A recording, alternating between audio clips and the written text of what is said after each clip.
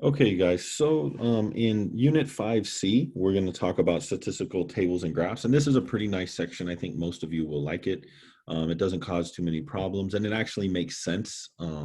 It's trying to get you a little bit better at reading tables and graphs, okay? So one of the first things we're going to talk about is a frequency table. A basic frequency table has two columns. The first column lists all the categories of data, and the second column lists the frequencies of each category, which is the number of data values. So when we talk about frequency, we're talking about how many times it occurred. So whatever the category is, we're going to say how many times that occurred. We'll call that a frequency. Okay. Relative frequency is the relative frequency of any category is the fraction or percentage of the data value that fall in the category frequency in a category divided by total frequency. So this is a fancy way of saying that basically however many however many frequencies you have for a certain class or a certain category, you divide that by the total number of items in your table or in your data, okay? And you're going to get some fraction and you'll get some percentage or decimal, and that's what the relative frequency is. Now, cumulative frequency of any category is the number of data values in that category and all the preceding ones. So this one basically takes a category and adds all the ones up that came before it. Okay, so what I'm going to do is, we'll read this and then we'll do a couple examples. Okay, so it says types of data types and binning. So qualitative data consists of values that can be placed into non-numerical categories. So qualitative data is data values like, red eye or blue eyes, green eyes, hazel eyes. So that's qualitative data. Okay, quantitative data represents counts and measurements. Okay. So when dealing with quantitative data categories, it is often useful to group or bin the data into categories that cover a range of possible values. So one of the problems I'm going to do today, I'll show you that. I don't call them bins in my statistics class. We call them classes. But if this book wants to call it bins, that's fine. We can do that. Okay, so what I want to do is I want to come over here and I want to give you guys an example problem. I kind of don't like the ones I have in the notes right here. So let's say we have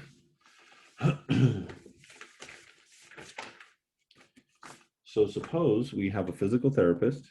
So suppose we have a physical therapist, okay, and they want to get a sense of what type of rehabilitation is required by her patients, okay? So in order to do this, she obtains a simple random sample of 30 of her patients and records the body part requiring rehabilitation. So they give us this table where it says body part. I just kind of gave you the background story so I don't have to write it all out. So body part that needs rehabilitation, okay? And the frequency, how often, how many patients had this particular need frequency, okay? Let me see here, frequency. Yep, okay, I want to make sure I spelled it right. Okay, so first things first, we'll do back. How many people had back pain, okay? Next one, next one, next one, next one, next one. Okay, there's more than that, wow. Maybe I need to make this a little bit smaller.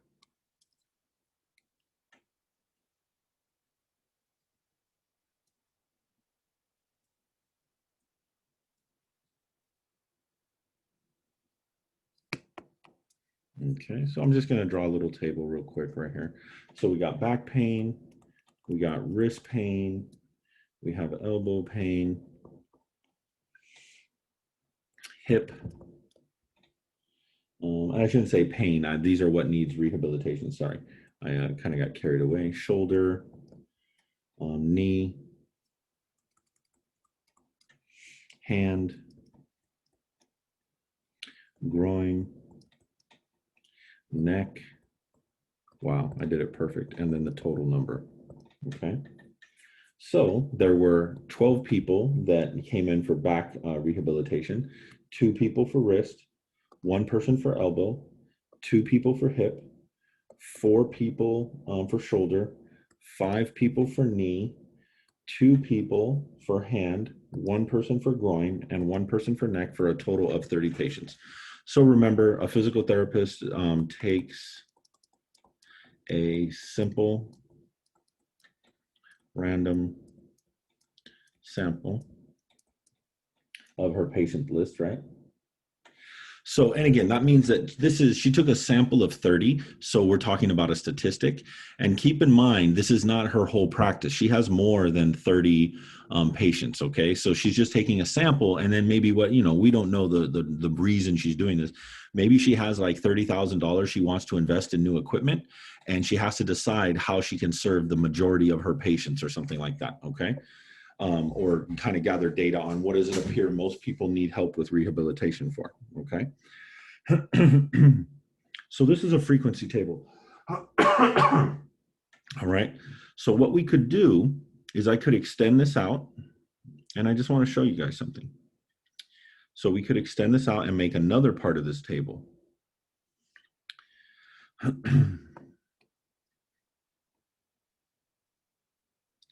So this is frequency. And what frequency means, once again, is just how many times it occurred. Now, if I wanted, I could do relative. So I'm just going to go over here and I'm going to do relative frequency.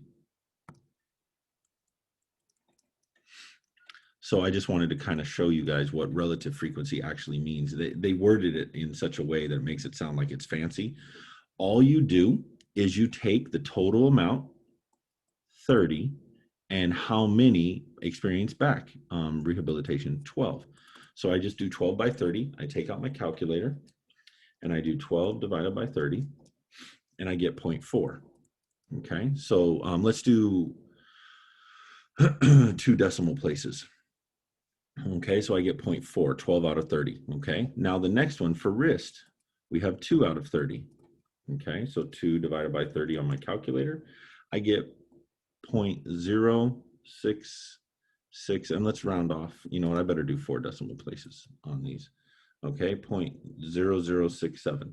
Okay, now the next one, that's too many decimal places for our class. I'm just going to go ahead and say, let's do 2. So this would be 0.067. So let's go 3, I guess. I just can't help it. I don't want to be so inaccurate that it doesn't work at the end. So I'll just do 3 decimal places. Okay, so the next one is 1 out of 30. And you guys notice all I'm doing is I'm taking how many and I'm dividing it by the total. And that's what makes it relative frequency. So this one I took 2 and divided it by 30. This one I took 1 and I divided it by 30. So I could go down and write all of these. 2 divided by 30, 4 divided by 30, 5 divided by 30, 2 divided by 30, 1 divided by 30, 1 divided by 30, and then we have all of them.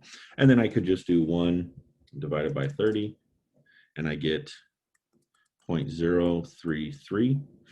2 divided by 30, we know is 0.067. 4 divided by 30 is going to be 0.133. 5 divided by 30, 0.167 if we round off to 3 decimal places. So I'll put round to 3 decimal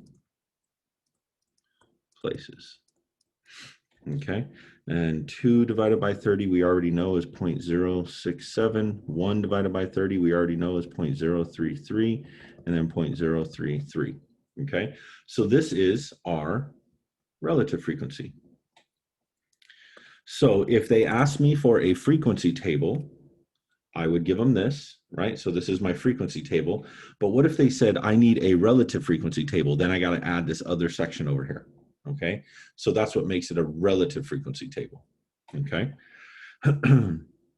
So hopefully that makes sense. Now, what would make it cumulative frequency is cumulative, you would just take and you would add, I think I'm going to do another problem for it actually. You would just take and add up. So if I said, what's the cumulative frequency for this table? So it would be 12 and 2 would be 14. So right here, we would put 14, then we put 15, then we put 17, then we put 21, then we put 26, then we put 29. Oops, I'm sorry, 28. Plus another 1, we'd get 29. Plus another 1, we get 30. So the thing about a cumulative, oops, and right here you'd get 12. So the first one would be the same. I guess I'm just going to add it since I already did it.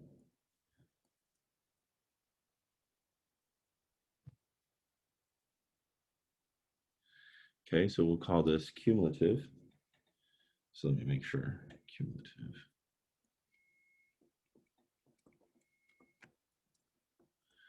So we have cumulative frequency, and all cumulative frequency does is it takes the number, puts it right here, and then for the next one, you take this one plus this one, and it gives you 14. Then you take 14 plus 1, and it gives you 15. Then you take 15 plus 2, and it gives you 17. So on and so on. And you will always end up with the total. See how the total matches the last one? Because what cumulative frequency is telling you is you're going to add all the ones that came up before it, okay? But again, this is probably not the ideal way to do cumulative frequency, because normally in all the problems I've always done, you add up, it normally goes by classes. So I'm going to pick a better example for this one. So let's just kind of do that. But that's what cumulative frequency would look like. You just add everything up, everything that came before. But normally you do it when you have quantitative values, okay, that hold numerical value. Okay, so qualitative data consists of values that can be placed in non-numerical. So we already talked about that. When dealing with quantitative data categories, it is often useful to bin. So I will call them oftentimes classes. So I already spoke about that. So it says classify each of the following types of data as either qualitative or quantitative. So brand names, let me move ahead here. Brand names of shoes in a consumer survey. So is that something that's numerical, or is that something that is almost like descriptive? Okay, so let's look up here. Qualitative consists of values that can be placed into non-numerical categories. So I would say this is definitely qualitative, right? Brand names are non-numerical, so this is qualitative. Okay, and then heights of students. Well, heights of students is definitely numerical, so this is quantitative.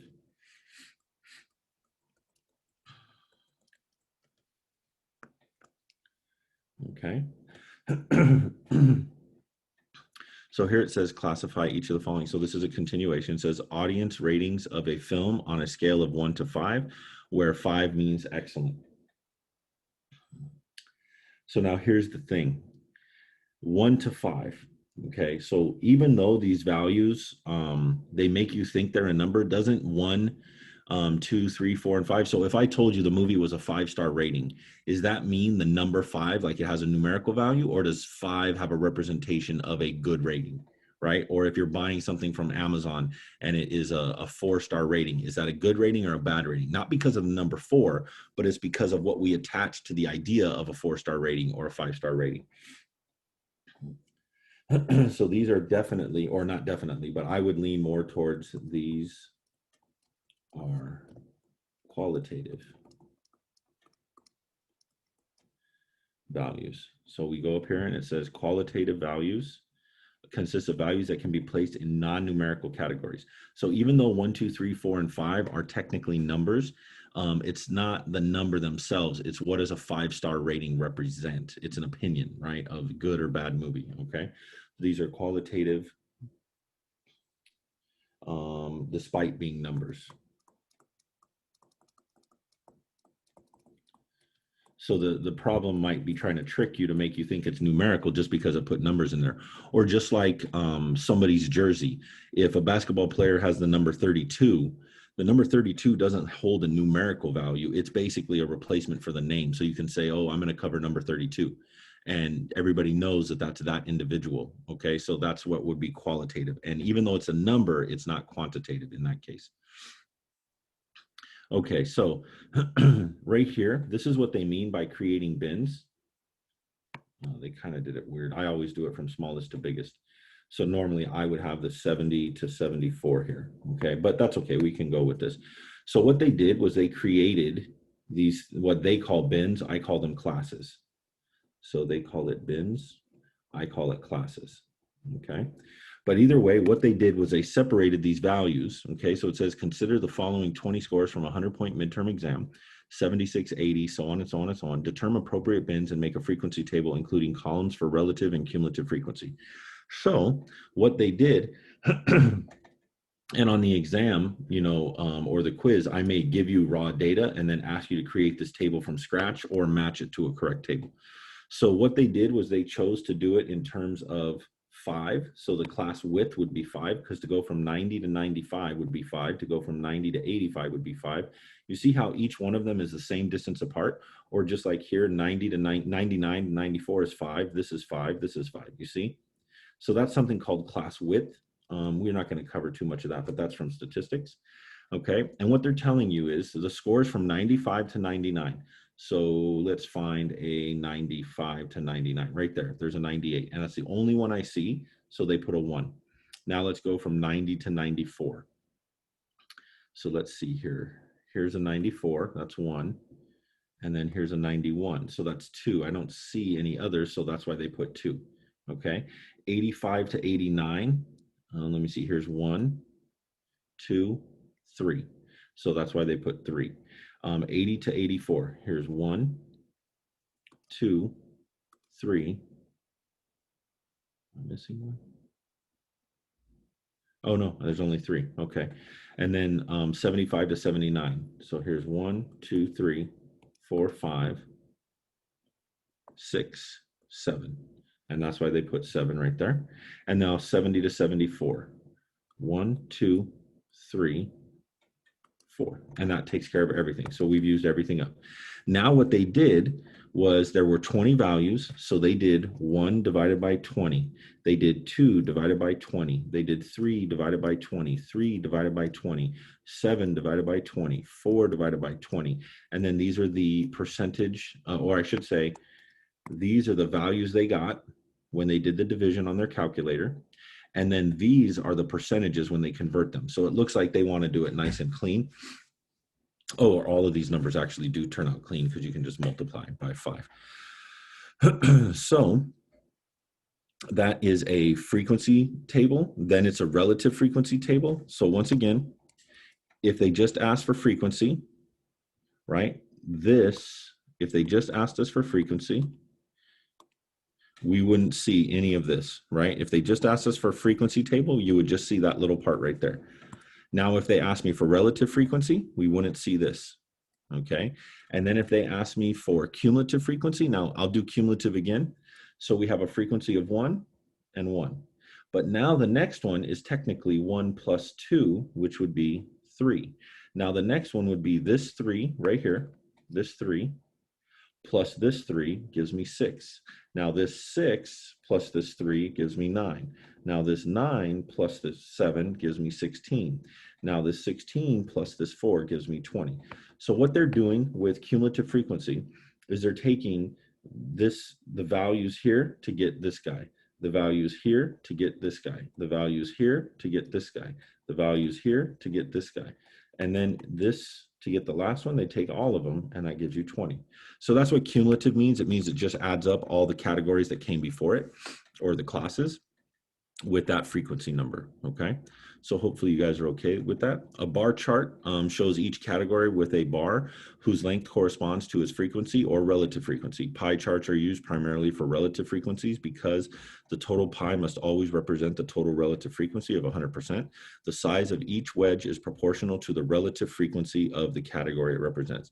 So a lot of times when you see pie charts, it's always in terms of percentages, like this percent, and that's what relative frequencies are, right? Relative frequencies are percentages. It's fractions that you divide, and then you get some decimal, and then you convert that to a percent. Okay, so here's just an example. Now again, a grade of A, B, C, or D, right? That is a qualitative data value, okay? So they're going to use a bar chart and a pie chart to show you, but they need to convert this to relative frequency in order to give us this pie chart. But we'll get to that in a second. Oh, I think they actually use it for, oh yeah, see, they even want relative frequency for both. So what I could do is I could just add another category right here. Just like this, right?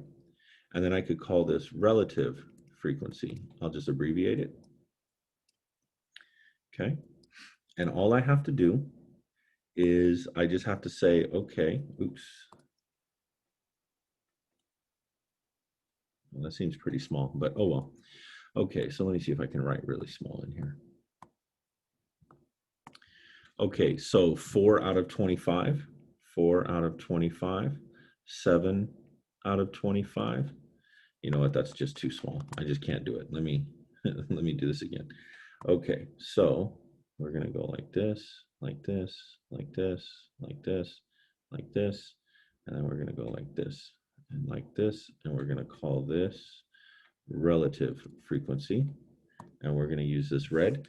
And again, there's a total of 25, so whenever you're doing relative frequency, you just take each of the frequencies and you divide them. And remember, you don't add them because that would be cumulative frequency. Okay, so 4 out of 25 would be what? That would equal 0.16. 7 out of 25, that would equal 0.28. This would equal, what would that be? 0.36. This would equal 0.12, and this would equal 0.08. And if you want to write this as a percent, this would, let me just put percentage. This would be 16%, 28%, 36%, 12%, 8%. Okay, so now what we're going to do is we're going to take this information and we're going to create a bar chart. So for the letter grade of A, we got a 16%. Okay, but we also could look at it as a frequency of 4. So right here, you see how they have 4 right here? Here's the letter grade of A. But if I look over here, and if I just kind of keep walking over here, look what number I hit. 16%. So it lines up. So this one's actually doing relative frequency and frequency on the same bar chart. Okay, so that's pretty cool. I haven't seen that in a long time. So now if we want to say, okay, 9. Okay, so for the letter grade of C, we get 9. So if we look over here at C, there's a height of 9, but then look at the percentage of relative frequency. It's 36. Look what this is, 36%. So it's lining up perfectly. We can do the same thing with the bar chart. We know everything has to, I'm not a bar chart, a pie chart. Everything has to line up to be 100% or add up to be 100%. So we're going to just kind of do our best to approximate it. So we have this, that looks about 16%, that looks about 28, and that's all they do. It's just kind of hard to cut it up yourself without like some kind of graphic or a template. But yeah, they're just, hopefully you guys can kind of see how these are designed.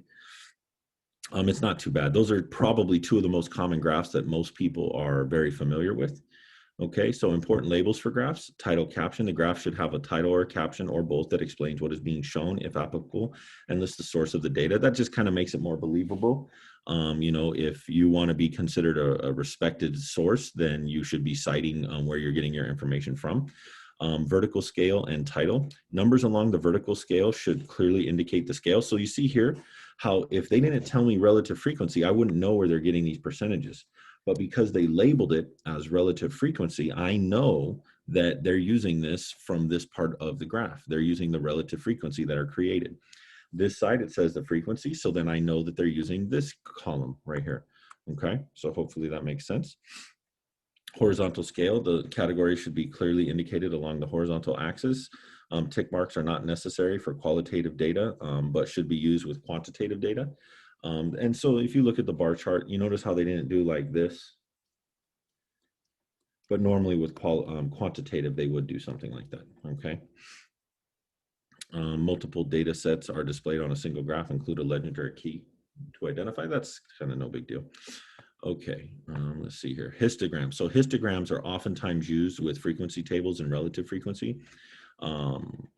It kind of looks like a bar chart, but normally they use classes and it's for quantitative data, not qualitative data. I shouldn't say normally, I think always.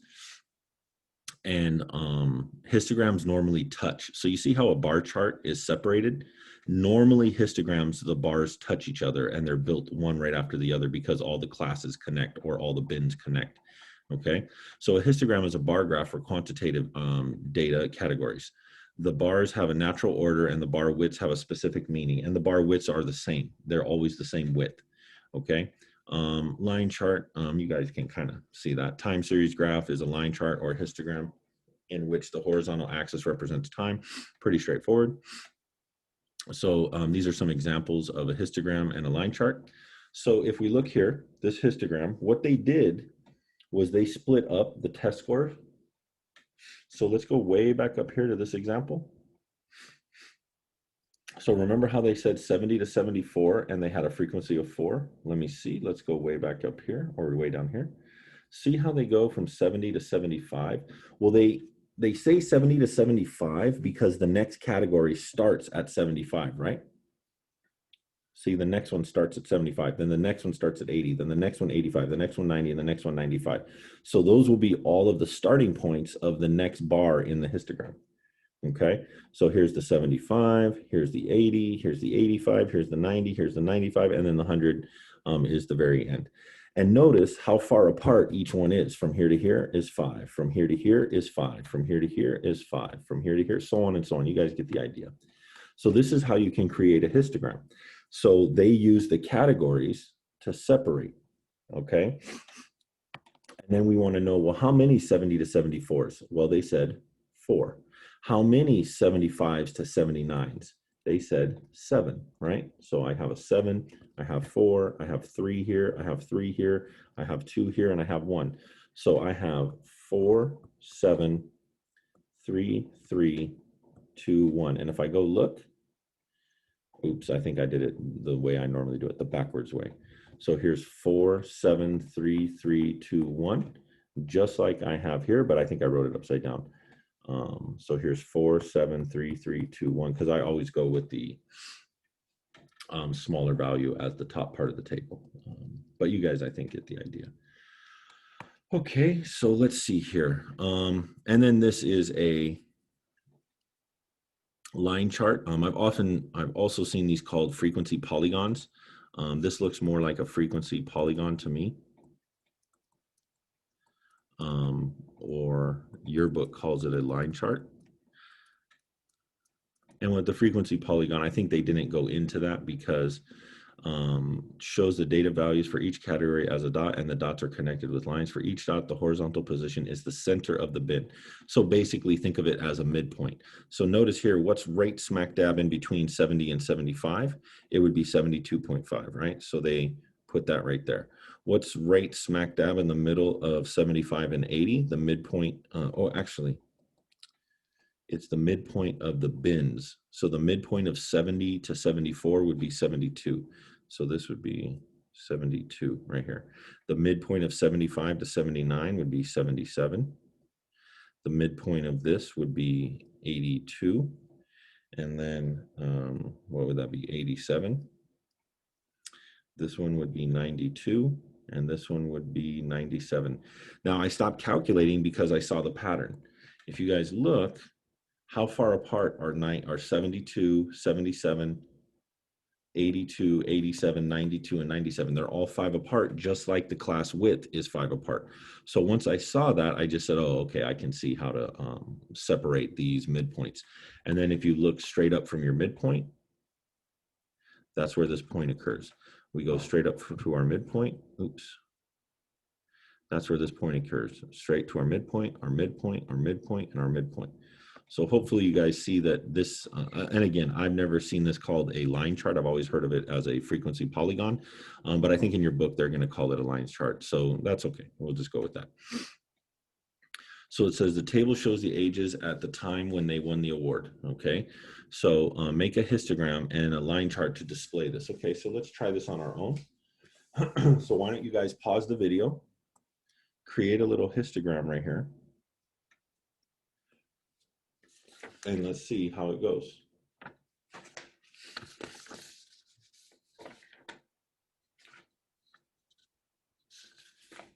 Okay, so 20 to 29. So what are we going to do here? Let's do 10, 20, 30, 40, 50. Oops, I guess it's got to be bigger than that. 10, 20, 30, 40, 50, 60, 70, 80, 90. Okay. So this is going to be 10, 20, 30, 40. You do your best to try to keep them split up, but evenly. But, you know, we're only human. We can't draw perfect like a machine. And then let me see. It goes 14, 34. So I think we could separate it by tens, and we should be okay in frequency. So frequency is always the y-axis. So frequency is always the y-axis for histograms. okay? So let's go by tens, 10, 20, 30, 40. And again, the biggest value is 34, so we should be okay. So I'm just gonna go 10, 20, 30, 40, and let's call this our frequency.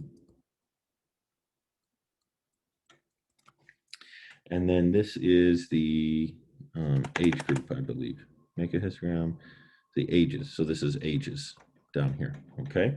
So now what I'm gonna do is I'm gonna create a histogram, okay? And the histogram says that we have from age 20 to 29. So I'm gonna start right here, and there were 32. So I'm gonna say 32 is gonna be right about here somewhere. So I'm gonna go from 20 to 30, but I know it's actually 29, right? Then let's go from 30 to 39, that would be 34. So that's just gonna be a little bit higher. And let's go over here. Okay, and then the next one is from 40 to 49, that's 14. So that's gonna be right about here somewhere, right? Okay, and then the next one is from 60 to 60 or 50 to 59. That'll be 2. So that's going to be really low. I'm going to have a hard time drawing it, but I'll just do my best right there. And then from 60 to 69, we're going to do 6. So that'll be like right here. Okay, and then from 70 to 80, we have 1. So I'm barely even going to draw a line like that. And then from 80 to 89, we have about 1. So that is my histogram. Okay. That's how I would draw my histogram for this graph, okay? Now, and this is my histogram. And that's how you do it. You just set up your x-axis, you set up your y-axis, and then you kind of label everything. And remember, the y-axis always is frequency for histograms. As far as I know, that's the only way I've ever done it. Now, if you wanted to, they ask us to also make a line chart. So what I could do then is, if I wanted to get fancy with it, I could take the midpoint of each class. Now, there was nobody from 10 to 20, right? There is not even a 10 to 20 category, or I'm sorry, 10 to 19. There's not even a category 10 to 19, so there was 0. So that's the midpoint. Let's do the midpoint right here, midpoint here, midpoint here, midpoint here, midpoint here, midpoint here, midpoint here. And let's connect this. So this would go boom, and you connect it with line segments.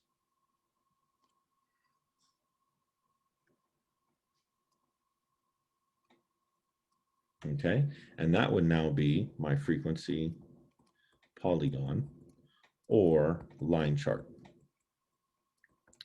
Okay, so hopefully that explains that one pretty well. I just wanted to go through one of those with you. Okay, so and this is our answer. This is what we ended up getting, and it matches perfectly. We did great. Okay, so hopefully you guys got the same thing. That's kind of a rough overview of this section. This is a much quicker section than the previous one. I just really like graphs and interpreting tables and everything. So definitely you'll see some questions on our next exam from this chapter. It's really kind of fast, and being able to read data and interpret graphs is very important, not just in math, but in general. Because it kind of, that old saying, a picture is worth 1,000 words. So if you have a picture of it, or if you have a table of it, it really can make you quickly analyze and assess what's going on. But that's going to do it for this video, guys. Thanks for watching.